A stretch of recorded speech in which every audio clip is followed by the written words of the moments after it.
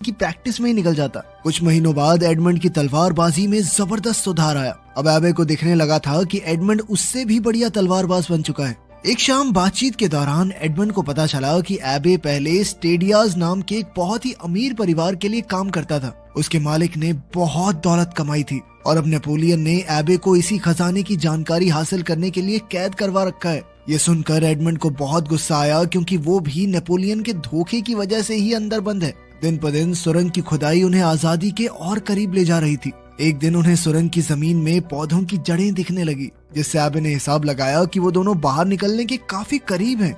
ये बात जानकर दोनों की खुशी का ठिकाना ही नहीं था, लेकिन जल्द ही कुछ ऐसा हुआ कि उनकी खुशी मिट्टी में मिल गई। सुरंग तेजी से हिलने लगी और फिर जोरदार आवाज के साथ बहुत सारे पत्थर और मिट्टी उनके ऊपर गिर पड़े, जिनके नीचे एबे दब गया। घबराकर एडमंड ने तुरंत पत्थर हटाए और एबे को बाहर निकाला। दरअसल उन्होंने गलत दिशा में खुदाई कर दी थी। सुरंग की खुदाई में उनसे जरूर कुछ गलती हुई थी, क्योंकि ऊपर से एक खाने वाला डब्बा भी नीचे गिर गया था। एक बहुत भारी पत्थर एबे की छाती पर गिरने की वजह से वो गंभीर रूप से घायल था। अपने फेफड़ों में चोट आने की वजह से किसी भी वक्त उसकी जान जा सकती थी। अपने आखिरी लम्हों में एबे ने कमजोर आवाज के साथ एडमंड को बताया कि कमरे में एक पत्थर के नीचे एक किताब मिलेगी। उस किताब के भी नीचे कुछ छुपा हुआ है। एडमंड को वहाँ से उसी खजाने का नक्शा मिला जिसके चक्कर में एबे यहाँ कारागार में बंद था। नक्शे को देखकर एडमंड बहुत चक्का रह गया। एबे ने उससे वादा किया कि वो इस दौलत का इस्तेमाल हमेशा अच्छाई के लिए करेगा और गलत कामों से जितना हो सके दूर रहेगा। एडमंड ने वादा किया, जिसके थोड़ी देर बाद ही एबे की मौत हो गई। एडमंड की आंखों में आंसू थे, क्योंकि उसे लग रहा था कि वो दोबारा से अकेला हो गया।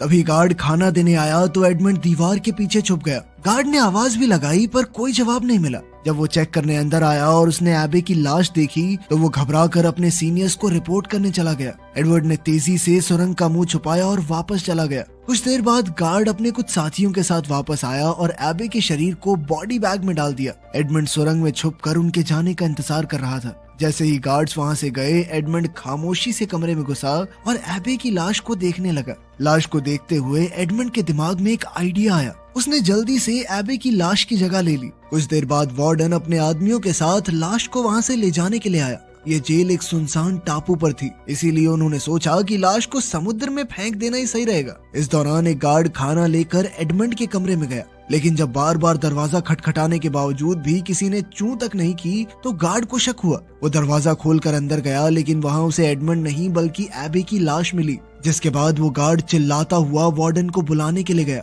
वार्डन जल्दी से ये काम निपटाना चाहता था और उस दिन तूफानी हवाएं चल रही थी। समुद्र की लहरें पत्थरों से टकरा रही थी, तो कुछ भी सुनना बहुत मुश्किल था। वार्डन गार्ड की बातों को सुनने की कोशिश कर रहा था, लेकिन इसी बीच एडमंड ने झटके से वार्डन की चाबियां चुरा ली। लेकिन इस झटके की वजह से वार्डन भी एडमंड के साथ सीधा समुद्र में जा गिरा। समुद्र में गिरते ही एडमंड ने चाबियों की मदद से जल्द खुद को बरी किया और जैसे ही वो तैरकर ऊपर आया तो उसने पीछे मुड़कर वार्डन को देखा। सालों का गुस्सा उसके अंदर भरा पड़ा था और उसने बेरहमी से वार्डन को पानी में डुबोकर मार डाला। इसके बाद वो बिना पीछे देखे समुद्र में दूर तक तैरता रहा। अगली सुबह जब एडमंड की आंख खुली तो वो एक आइलैंड पर था। न जाने कैसे वो यहाँ तक जिंदा पहुँच गया। उसे खुद भी समझ नहीं आ रहा था कि वो यहाँ तक जिंदा कैसे पहुँचा, लेकिन अभी भी वो आजाद नहीं हुआ था। समुद्री डाकुओं का एक झुंड बैठकर आराम से उसे देख रहा था। अब एडमंड को लगा था कि वो मारा जाएगा, लेकिन लुटेरों के सरदार लुइजी ने उसे एक मौका दिया। उसने कहा कि वो एडमंड को जिंदा छोड़ देगा, बस एक शर्त पर।